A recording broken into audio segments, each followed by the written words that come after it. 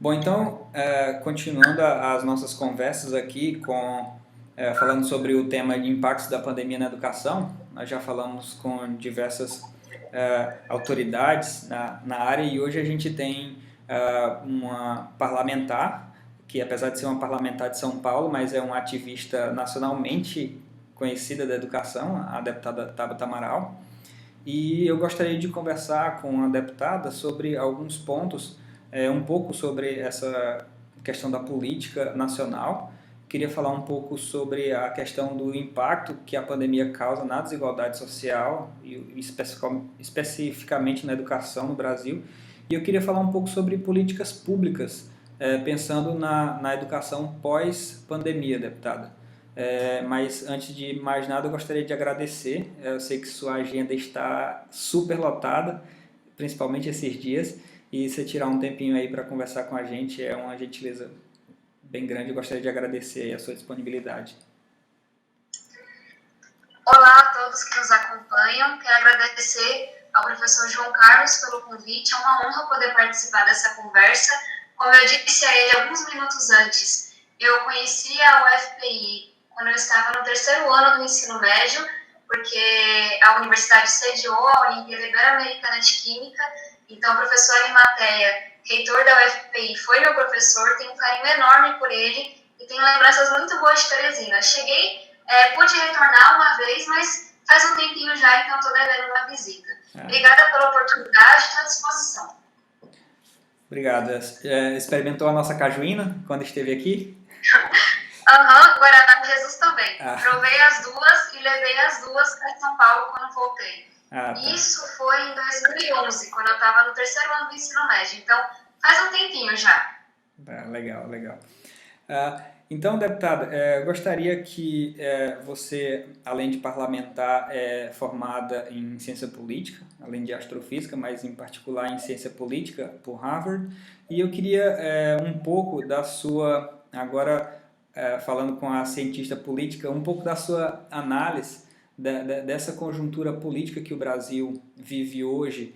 Nós hoje somos considerados o epicentro da pandemia, nós temos aí, além da subnotificação, 500 mil de pessoas contaminadas com a Covid, mais de 30 mil mortes, e no meio disso tudo nós temos algumas crises políticas, algumas crises institucionais, e gostaria da sua análise de como isso impacta e como isso pode atrapalhar ainda mais a vida do cidadão comum.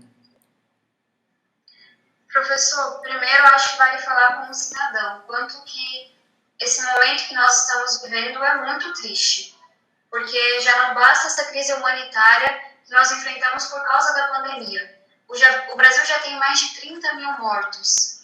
Se não fizermos nada, seremos o primeiro país, não apenas em número de contaminados, mas também de vidas perdidas. E como você mesmo trouxe, não basta essa batalha, que já é gigantesca, que já requer todo tipo de recurso, de atenção, que depende de, esforços gigantescos, a gente ainda tem uma crise política. E essa crise política, ela não pode ser ignorada. Tudo o que eu gostaria é que a gente pudesse focar 100% no coronavírus. E eu tenho certeza que não preciso explicar o porquê disso. É uma crise humanitária, uma crise sanitária, uma crise socioeconômica que escancara, que aprofunda nossas muitas desigualdades. Mas quando a gente olha para essa crise política, para a escalada autoritária do presidente Bolsonaro, de membros do seu governo, fica muito evidente para mim que não dá para simplesmente ignorar. Que precisamos estar atentos, reagindo e colocando as barreiras ao que está acontecendo. E eu digo isso por duas razões. Primeiro, a ignorância ela mata. E um governo que é guiado pela ignorância e não pelo conhecimento, não pela ciência, ele sim faz o enfrentamento ao coronavírus que nós estamos vendo. Essa crise poderia ser muito menos letal no nosso país se nós tivéssemos, por exemplo, um ministro da Saúde. Já caminhamos aí para 2 semanas sem um ministro da Saúde. Se nós tivéssemos cientistas, médicos no Ministério da Saúde, e não militares como nós vemos hoje. Então, esse desprezo pela ciência, pelo conhecimento, faz com que o Brasil tenha o pior enfrentamento de uma democracia à pandemia do coronavírus. Então, as duas coisas caminham juntas. E essa crise política, ela vem e aprofunda ainda mais a crise sanitária que a gente vive em razão da pandemia. E tem uma segunda questão. A nossa democracia vem sendo constantemente questionada, constantemente fragilizada. E se calar nesse momento, de novo, queria estar focada no esforço do coronavírus, mas se calar nesse momento, para mim é ser conivente com o que está acontecendo. Então, eu acho que, enfim, requer muita coragem, é um momento muito difícil que nós estamos enfrentando, mas para mim as duas coisas precisam ser tratadas juntas e eu estou muito preocupada, muito triste com o que está acontecendo no nosso país nesse momento.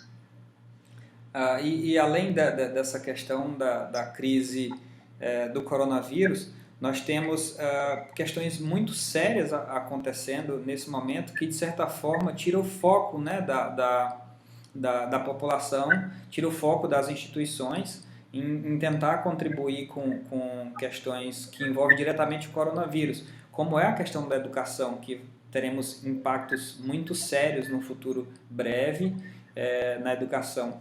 Mas, além disso, nós temos uma crise institucional, ou seja, uma crise, um embate, um conflito muito grande entre executivo e legislativo, e agora mais recente entre o governo e o STF, com tanto do lado operações da PF, e por outro lado nós temos ataques do governo nominalmente a alguns ministros. E nós temos, por exemplo, o filho do presidente, o Eduardo Bolsonaro, dizendo que uma ruptura, quando ele fala do governo com o STF, não é mais uma questão de si, mas uma questão de quando. Como é que nesse momento os parlamentares conseguem, as instituições brasileiras podem conseguir lidar com questões tão complicadas como é uma relação entre o executivo e o judiciário, como é movimentos sociais como nós estamos vendo hoje contra o fascismo, contra o racismo, do caso absurdo que aconteceu com o garoto João Pedro recentemente, que teve sua casa invadida, desferido mais de 70 tiros dentro da casa dele. Tudo isso acontecendo no meio de uma pandemia. O Brasil não é para amadores mesmo, né? E o vírus, ele tem uma capacidade gigantesca de expor essas muitas mazelas que nós vivemos. Porque é verdade, o racismo, ele é estrutural, ele perpassa a nossa história, ele faz parte da nossa história dos últimos séculos e ele se manifesta, inclusive, durante a pandemia. E, infelizmente, o caso do João Pedro, uma criança que foi assassinada dentro de casa enquanto brincava por um policial, não é um caso isolado. E a gente vê esse racismo exposto. E quando a gente fala do autoritarismo, eu acho que é importante a fala que você trouxe de pontuar essas muitas coisas que estão acontecendo, porque o embate político, ele é positivo e ele é natural.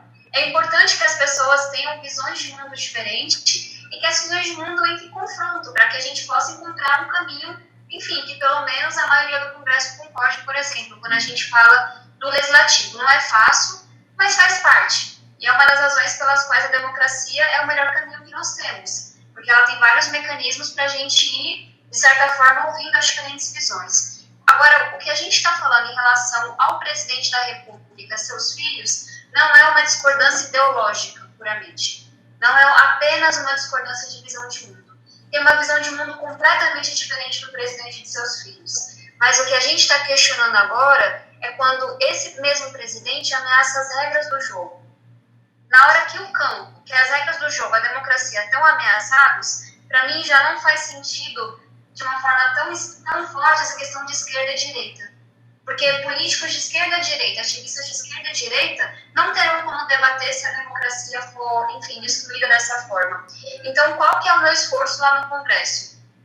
Tenho muitas diferenças com muitos parlamentares, mas eu tenho esperança que a grande maioria concorde que a democracia é o melhor caminho. Então, cabe a mim conversar com parlamentares de centro, de direita, com parlamentares de esquerda também, para que a gente se posicione com força e diga, olha, há aqui uma coalizão que discorda em quase tudo, mas que concorda que a democracia é o caminho a ser tomado. Então, a gente está num esforço grande, por exemplo, para que as acusações que foram feitas sejam investigadas. Temos um desafio, não conseguimos ainda o número mínimo de assinaturas, E aí eu acho que vale falar um pouco desse oportunismo que atrapalha muito o país, quando a gente vê esse fisiologismo político, que foi tão criticado pelo presidente, pela corrupção e pelo mal que faz ao país, se aliando ao presidente em troca de cargos. O FNDE, por exemplo, que é tão importante para a educação, responsável por obras gigantescas no Brasil inteiro. Para dar apenas um exemplo, a gente vê o FNDE sendo entregue a um líder de um partido extremamente fisiológico. Senador do Piauí, inclusive. Oi? Senador do Piauí, inclusive, o indicado. Não tinha me lembrado desse detalhe. Mas você pega uma pessoa que representa esse fisiologismo da política, entrega esses cargos, entrega esses recursos, dizendo, olha, estou comprando o apoio de vocês. Então, uma coisa que eu venho dizendo com muita força, é importante que as pessoas que hoje apoiam o governo por oportunismo, por covardia, pelo que seja, que elas tenham consciência que estão sendo coniventes essa tragédia que a gente está enfrentando hoje. E eu faço essa fala não só para o fisiologismo da política, não só para aqueles que estão se acovardando, mas também para os militares. Os militares estão calados diante do que está acontecendo. O Ministério da Saúde, tomado por militares, sem um ministro da Saúde, sem cientistas, sem médicos, é conivente com a tragédia do coronavírus. Então eu acho importante, como a gente diz, dar nome aos bois com muito respeito, porque essas pessoas vão ter que se posicionar. Para onde está o limite para elas? Até onde elas serão coniventes com o que está acontecendo? E aí continua o nosso esforço de conseguir dar quórum, que é a expressão que a gente utiliza, ter um número mínimo de assinaturas de votos, para que a gente dê um basta à escalada autoritária, para que a gente investigue os crimes que foram apontados aí por diferentes fontes.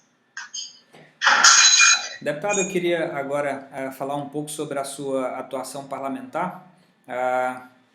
Uma das suas principais bandeiras é a educação, e eu queria que você falasse um pouco sobre os projetos que você tem não só proposto, como relatado ou apoiado, ligados à educação na Câmara, que podem contribuir, ajudar num momento complicado como esse. Falando especificamente de educação, pode não parecer que tem a ver, mas tem tudo a ver. A gente tem a votação do Fundeb. O Fundeb é responsável por quase metade do financiamento da educação básica, vence no final desse ano. Foi um trabalho de vários meses, foi o projeto ao qual eu mais me dediquei na área de educação, como um projeto, apresentando proposta, dialogando, ouvindo gente, e nós precisamos votar o novo Fundeb. Eu digo que pode não parecer que tem a ver com a pandemia, porque é um tema anterior, mas não existe educação pós-pandemia sem esse Fundeb. Então esse é um ponto muito importante. Falando especificamente dessa crise do coronavírus, algo ao qual eu me dediquei, enfim, com muita intensidade, foi a questão do auxílio emergencial. Porque a gente está dizendo para as pessoas, fiquem em casa. Nós sabemos que o isolamento social é uma arma importante contra o coronavírus. Mas não adianta dizer isso sem dar às pessoas condições mínimas de ficar em casa com dignidade. Então, enviamos uma carta ao presidente, não deu certo. Pedimos que enviassem uma medida provisória, não deu certo. Até que conseguimos fazer o projeto ser aprovado no Congresso. E, de novo, o auxílio emergencial é importante que as pessoas tenham dignidade, para que a fome não volte a bater na porta de tanta gente durante o momento em que a gente fale, olha, você não pode ir para a rua, porque é sim uma questão de vida ou morte. E o bom do auxílio emergencial, talvez uma discussão para o pós-pandemia, é que ele traz a discussão sobre a renda básica, que é algo que eu venho estudando já há alguns anos e é até interessante de ver. Estudiosos de esquerda e direita apresentam argumentos do porquê a renda básica faz sentido. Em um mundo em que a gente está vendo a robotização da economia com a revolução tecnológica, em que a gente vê a desigualdade aumentando. Então, não acho que a pandemia trouxe nada de bom, não. É uma tragédia. Mas eu acho que ela nos faz refletir sobre algumas coisas. E eu espero que a renda básica seja uma delas. Falando de algumas outras medidas que têm mais a ver com a educação. A gente aprovou, por exemplo, a merenda da escola, que estava, enfim, não havia legislação para ela ser distribuída. Aprovamos um primeiro projeto que permite às prefeituras e aos governos distribuírem os alimentos. E agora, já há algumas semanas, alguns meses, na verdade, estamos numa batalha para que fique a cargo do prefeito e do governador dizer se prefere distribuir o kit de alimentos ou fazer uma transferência de renda. O mais importante para mim é que aquilo chegue na casa da criança, que ninguém passe fome nesse momento E eu acho que a gente tem que dar mais flexibilidade para o gestor. A gente sabe que algumas comunidades, quando a gente fala do norte do país, por exemplo, estão a semanas de distância, por exemplo. E aí tem uma discussão que é um pouco mais ampla, e aí eu acho que vale falar da postura do Ministério da Educação nesse momento, que é da gente pensar essa educação durante a pandemia.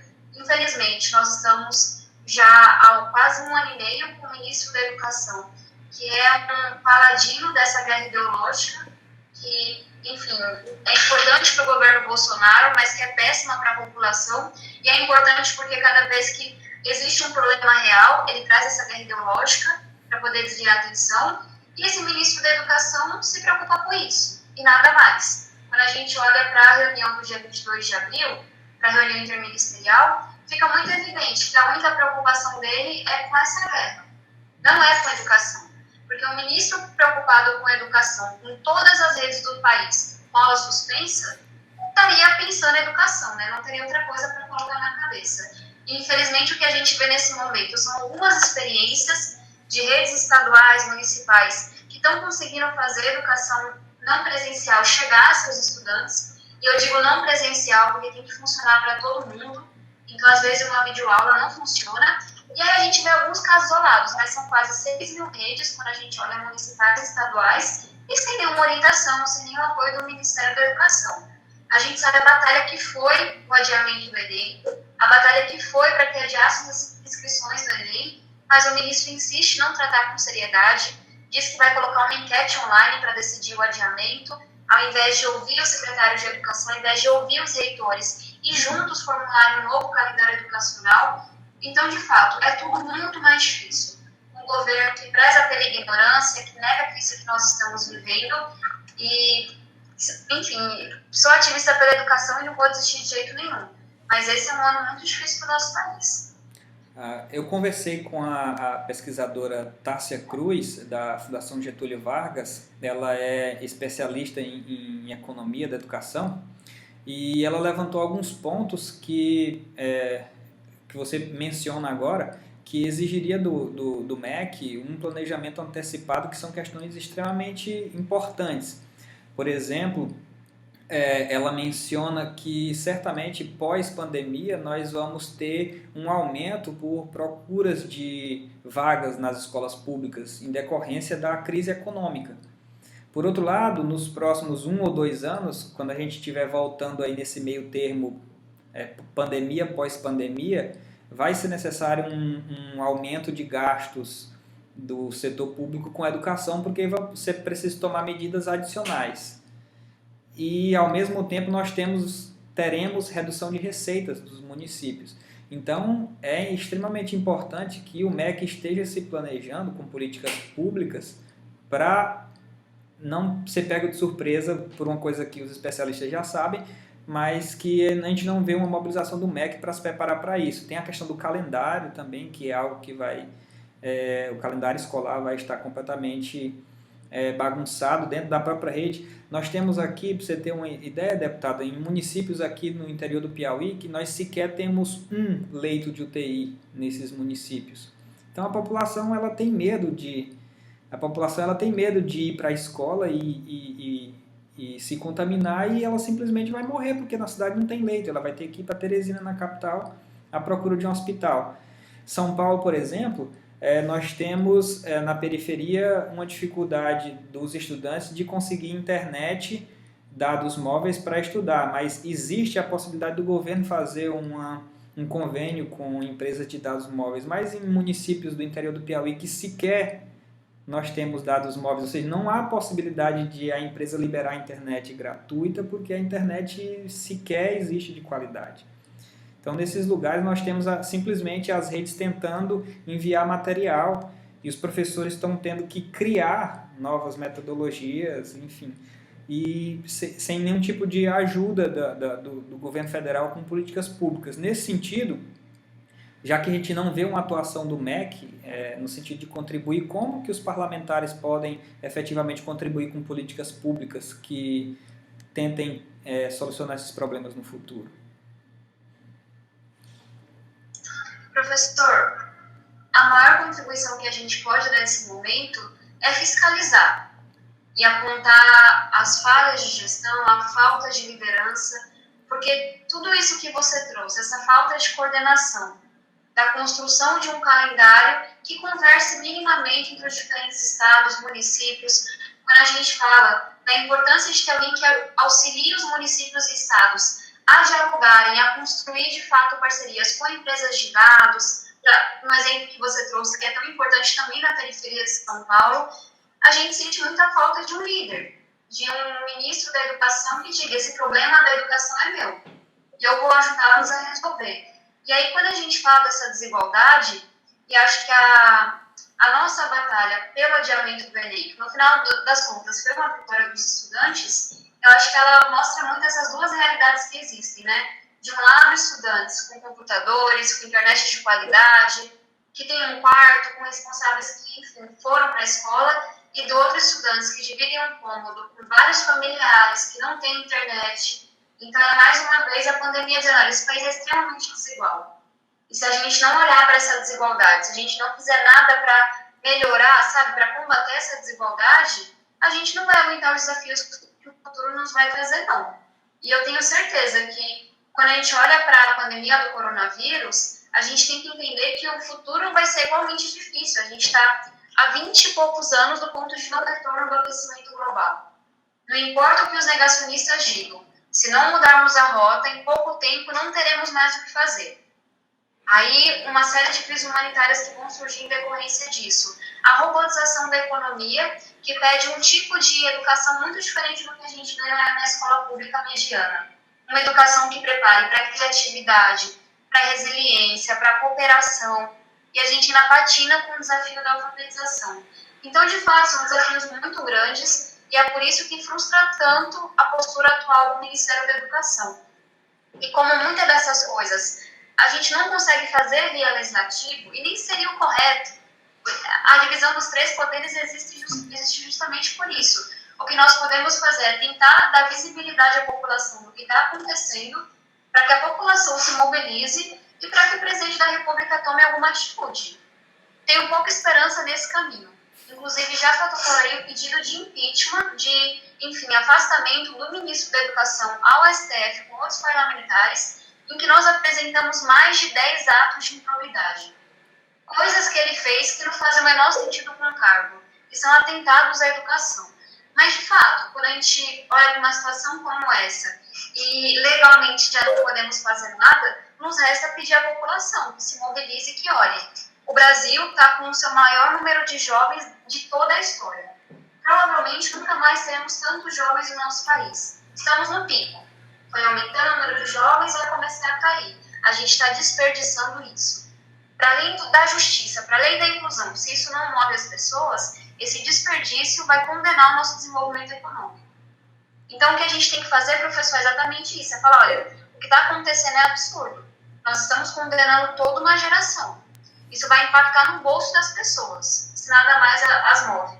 E aí é lutar e esperar que no futuro a gente eleja líderes que de fato se importem com a educação. E se tem uma coisa que essa crise está mostrando para a gente é que o conhecimento salva vidas e a ignorância ela mata. Então que a gente reveja não só nossas políticas educacionais, mas também o investimento em pesquisa. E para ser justa, o investimento em pesquisa não começou a cair no último ano, não. Eu sou muito dura em relação a esse ministro, mas já se vão muitos anos sem que as bolsas dos pesquisadores sejam atualizadas.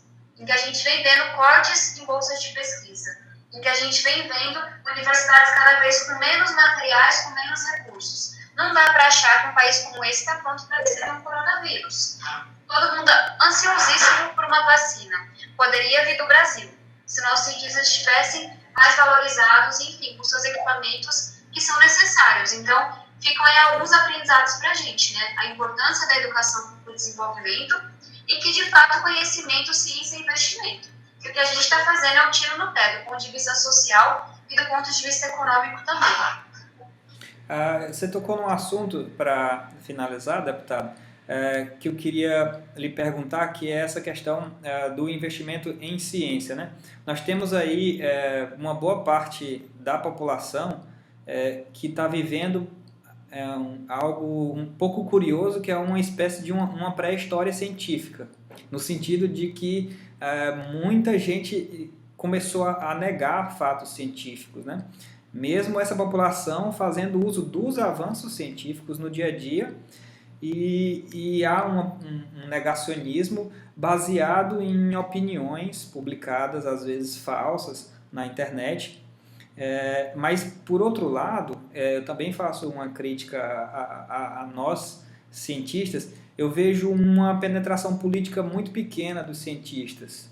Há uma discussão entre os cientistas do tema política, das políticas públicas, mas nós, cientistas, nos engajamos muito pouco na política em si, nessa relação com os parlamentares ou até os próprios cientistas se candidatando. Afinal de contas, é a política que define o rumo da ciência, de certa forma, porque ela impacta diretamente nesses pontos que você mencionou, corte de verba, bolsas, enfim, agora recentemente houve uma nova política de distribuição de bolsas que geograficamente prejudicou alguns estados, enfim. Mas nós temos os nossos cientistas com pouco engajamento político. E eu queria lhe perguntar sobre isso.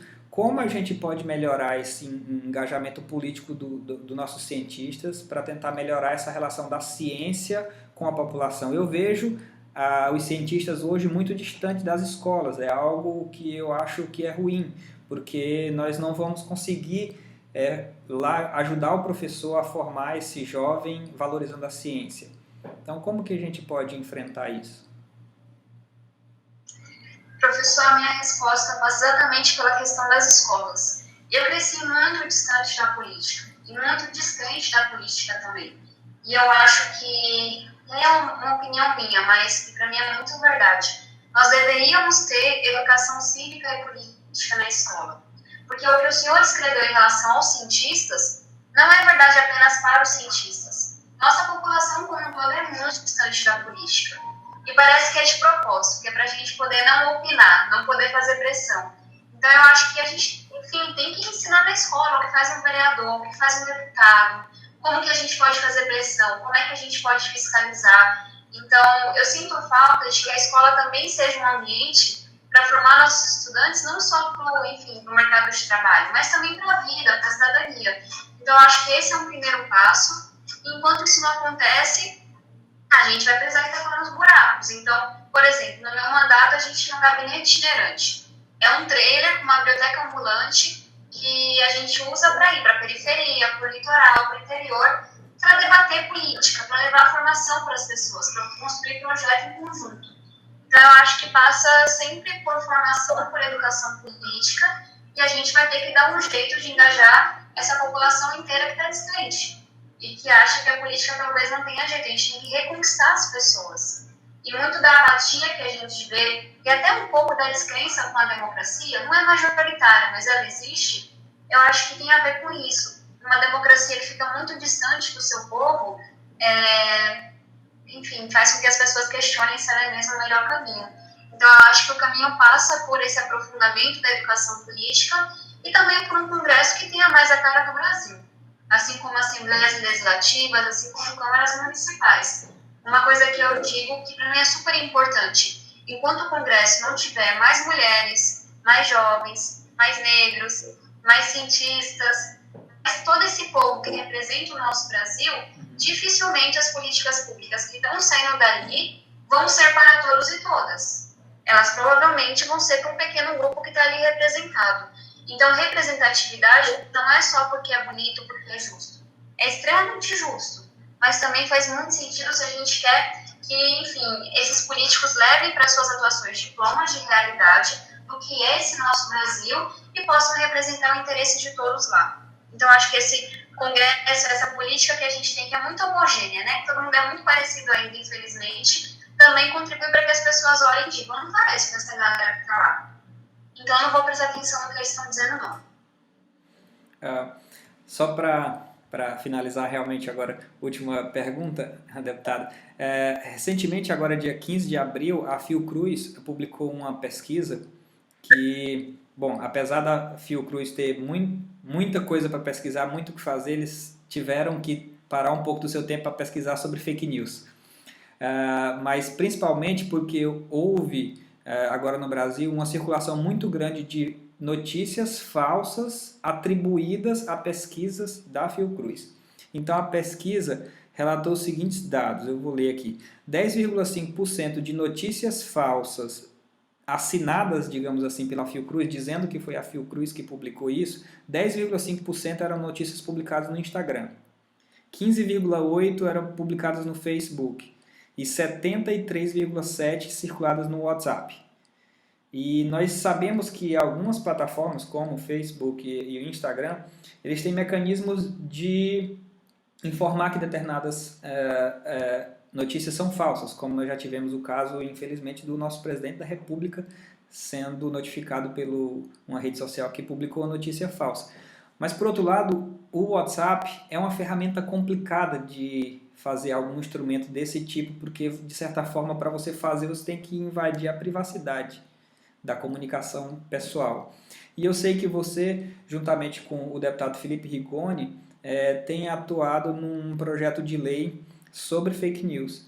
Então, eu queria que você explicasse um pouco o que esse projeto pode trazer de benefício sem prejudicar a liberdade de expressão de algumas pessoas, das pessoas.